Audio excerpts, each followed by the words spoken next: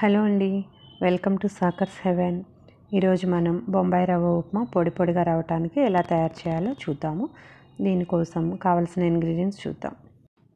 1 glass Bombay రవ్వ, 1 onion, 2 పచ్చిమిర్చి, ఒక చిన్న అల్లం ముక్క, 2 కరివేపాకు రెబ్బలు. ఇక పోపులోకి ఏం కావాలో చూద్దాము. పోపులోకి 1 స్పూన్ మినపగుండ్లు, 1 స్పూన్ పచ్చిశనగపప్పు, 1 స్పూన్ ఆవాలు, 1/2 స్పూన్ జీలకర్ర, ఇంకా ground nuts, cashew nuts, oil, salt and turmeric powder. ఇక తయారీ విధానం చూద్దాము. ముందుగా స్టవ్ వెలిగించుకొని ఒక ప్యాన్ పెట్టుకోవాలి. ఆ ప్యాన్ హీట్ అయిన తర్వాత అందులో మనం తీసుకున్న గ్లాస్ బొంబాయి రవ్వను వేసి దాన్ని మనం డ్రై రోస్ట్ చేసుకోవాలి. రోస్ట్ చేసేటప్పుడు మనం బొంబాయి రవ్వని ఇలా కలుపుతూనే ఉండాలండి. ఇలా కలపడం వల్ల బొంబాయి రవ్వ ఈవెన్గా ఫ్రై అవుతుంది. ఇలా కొంచెం సేపు ఒక 10 మినిట్స్ కలిపిన తర్వాత ఇది కలర్ చేంజ్ అవుతుంది. ఇంకా రవ్వ కూడా వేగిన వాసన వస్తుంది. ఇంకప్పుడు మనం స్టవ్ ఆఫ్ చేసుకోవచ్చు. ఇలా ఫ్రై చేసిన రవ్వతో ఉప్మా చేయడం వల్ల ఉప్మా చాలా పొడి పొడిగా వస్తుంది. రవ్వ వేగిన తర్వాత మనం స్టవ్ ఆఫ్ చేసేసుకున్నాం కదా. ఇప్పుడు దీనిని ఒక సపరేట్ ప్లేట్లోకి తీసుకొని చల్లార్చుకోవాలి. రవ్వ చల్లారేలోపు ఆనియన్స్, పచ్చిమిర్చి, అల్లాన్ని చిన్న చిన్న ముక్కలుగా కట్ చేసి పెట్టుకోవాలి. ఇప్పుడు స్టవ్ ఆన్ చేసుకొని ఒక ప్యాన్ పెట్టుకొని కొంచెం ఆయిల్ వేసుకోండి. ఆయిల్ వేడెక్కిన తర్వాత పోపు దినుసులు, మినపగుండ్లు, పచ్చిశనగపప్పు, వేరుశనగపప్పు, జీడిపప్పు అన్నీ ఒకదాని తర్వాత ఒకటి వేసుకోండి. అవి కొంచెం వేగిన తర్వాత అందులో ఆవాలు, జీలకర్ర వేసుకొని పోపు మొత్తం వేగిన తర్వాత ఇందులో ముక్కలుగా కట్ చేసి పెట్టుకున్న ఉల్లిపాయ ముక్కలు వేసుకోండి.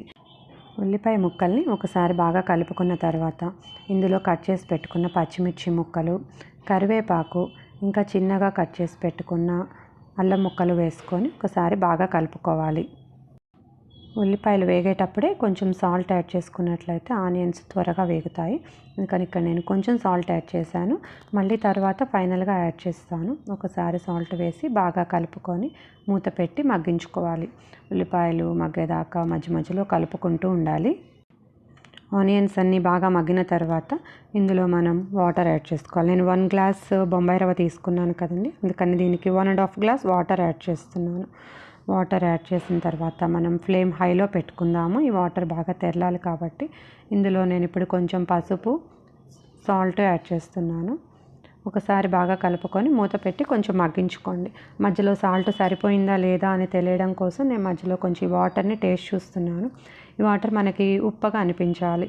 ఉప్పగా ఉన్నట్లయితే మనం చివరిలో రవ్వ యాడ్ చేసినప్పుడు దానికి కరెక్ట్గా సెట్ అవుతుంది టేస్ట్. మనకి సాల్ట్ సరిపోలేదు అనిపించినట్లయితే ఇప్పుడే కొంచెం యాడ్ చేసుకొని మూత పెట్టి హై ఫ్లేమ్లో తెరలనివ్వాలి. ఇప్పుడు వాటర్ బాగా తెరలాయి కదండి.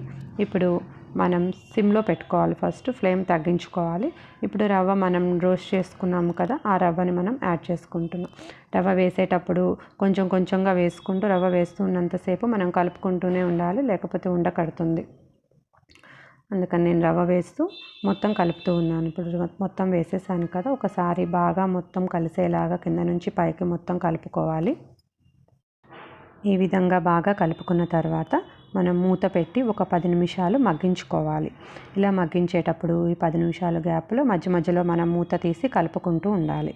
లేకపోతే అడుగు భాగం అంతా మనకి కలర్ మారిపోతుంది, పైన అలాగే ఉంటుంది. సో ఈవెన్గా వేగడం కోసం బాగా కలుపుతూ ఉండాలి. చూస్తున్నారు కదండి, ఉప్మా మనకి చాలా పొడి పొడిగా వస్తుంది కదా.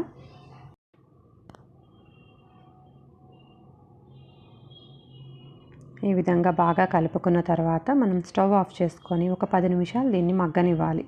చూస్తున్నారు కదా, ఉప్మా మనకి పొడి పొడిగా బొంబాయి రవ్వ ఉప్మా తయారైపోయింది. ఉప్మా చాలా టేస్టీగా, చాలా పొడిగా బాగుంటుంది. మీరు కూడా ట్రై చేయండి.